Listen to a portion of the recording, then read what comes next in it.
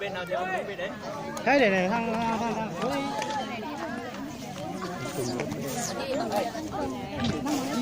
trên nó lên nguồn lực rồi. Được lắm.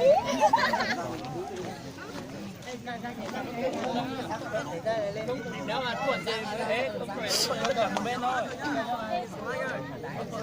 Thượng đối nhau thượng ấy. Ở đây đi. Xem nào.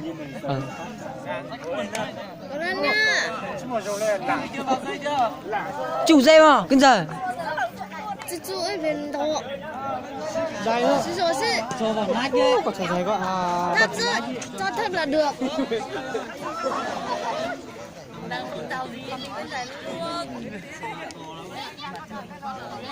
Yên bái cố lên. Anh kia. Yên bái và Sơn La.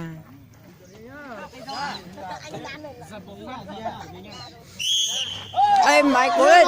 Cố lên. Cố lên. Yên bái cố lên.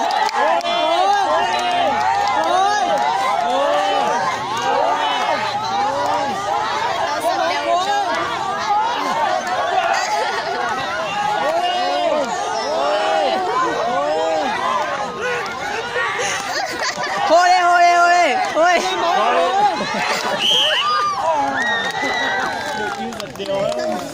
Nhanh đấy. Bây giờ chị đều ơi. Bây giờ chị đều còn nó kéo chị. Anh nâng. Ít biểu mà cho ít tụi kéo, ít tụi chứ kéo. Kéo mấy lượt. Kéo thì phải ở 2 lượt. Kéo thì phải sơ đầu mới kéo được. Thì 3 lượt. Nó không giật thì không giật luôn. Kéo nó giật thì giật mà không giật thì giữ. Giật với quyền, giật với quyền.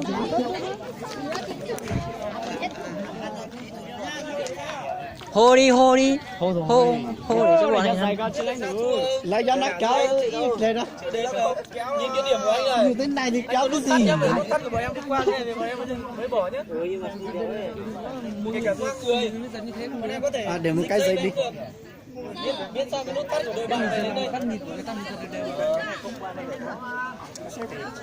Quá cái đau khó sợ. Đấy này yếu. Không sao, không sao, không sao. Cố lên. Có cái đau đi.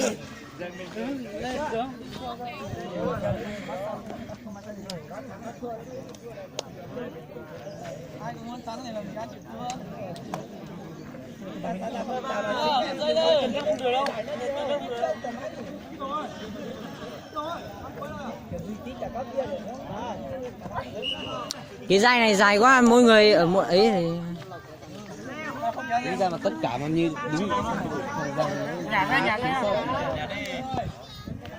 Giang kéo kiểu đấy không có sức đâu.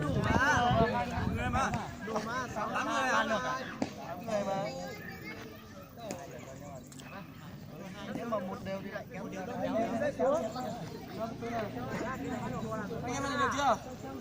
Được chưa? Chuẩn bị được chưa?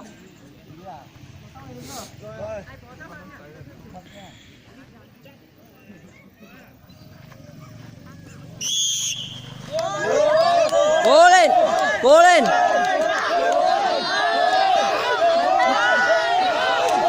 Hai ba, hai ba, hai ba. Cố lên, cố lên, cố lên, cố lên,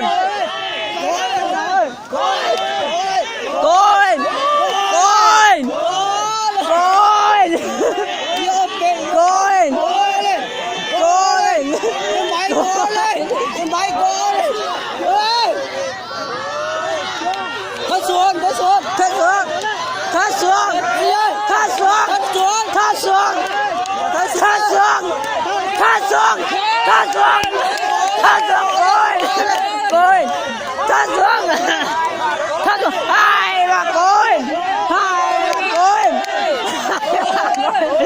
hai ba cối, hai ba cối, cối, cối, cối này, hòa đó.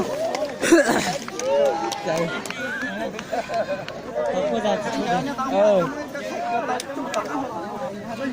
Thế không được kéo, sao thắng được?